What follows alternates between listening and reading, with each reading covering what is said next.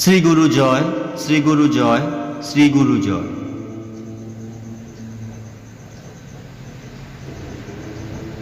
চিত্তশুদ্ধি নিতান্ত প্রয়োজন এবং চিত্তশুদ্ধি হইবা মাত্র গুরুর ইচ্ছা নিজের ইচ্ছা হইতে বাছিয়া লইতে পারিবে।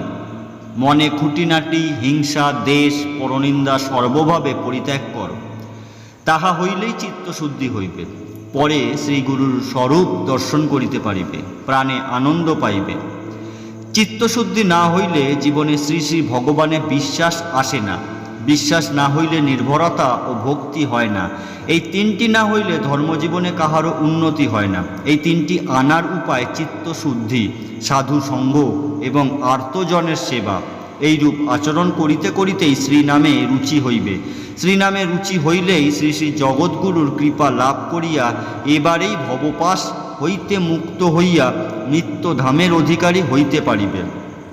নাম করিতে করিতেই চিত্তশুদ্ধি হইবে। চিত্তশুদ্ধি হইলেই সাধ্যবস্তুর দর্শন ঘটিয়া থাকে। চিত্তশুদ্ধির অভাবেই মানুষ প্রকৃত মানুষ হইতে পারে না। অতএব যাহাতে চিত্তশুদ্ধি হয় তাহা করা তোমাদের একান্ত প্রয়োজন। শ্রীমুখের সিদ্ধ মন্ত্র অন্তর্নিহিত করার জন্যই চিত্তশুদ্ধি। চিত্তশুদ্ধি না হইলে ধর্ম সম্বন্ধে কিছুই উপলব্ধি করা যায় না। শুদ্ধ চিত্ত হইলে মহিমা লভ্য হইবে। চিত্তশুদ্ধি কিসে হইবে?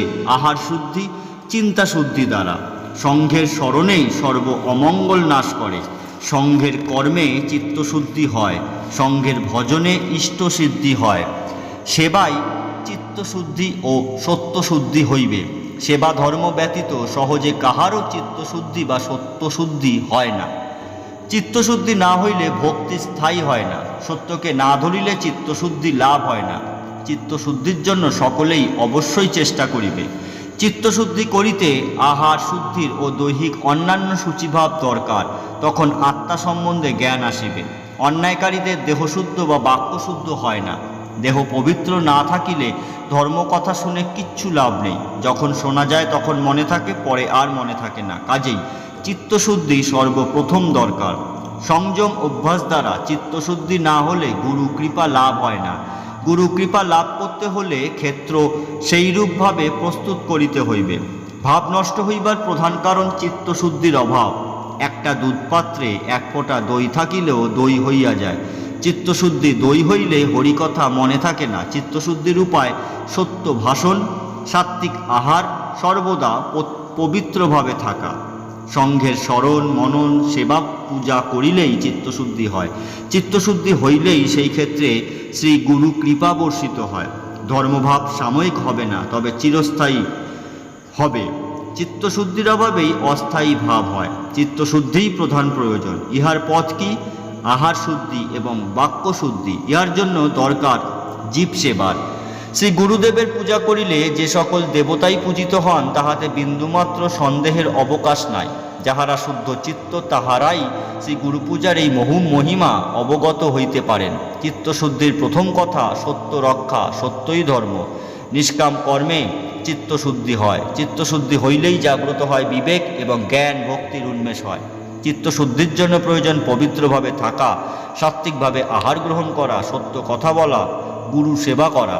চিত্তশুদ্ধির প্রধান উপায় হইল মহাপুরুষগণ ও সাধুগণ যাহা বলিয়াছেন সর্বসাধারণের তাহা অনুসরণ করা উচিত। দেখো কত মহাপুরুষ আবির্ভূত হইয়াছেন এবং নানাভাবে উপদেশ প্রদান করিয়াছেন। যেমন নাম করো, নাম ভজ, নাম চিন্ত, নাম করো সার।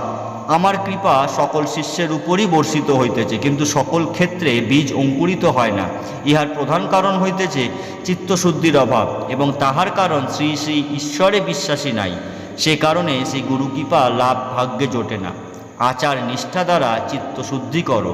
চিত্তশুদ্ধি না হইলে আত্মশুদ্ধি হয় না।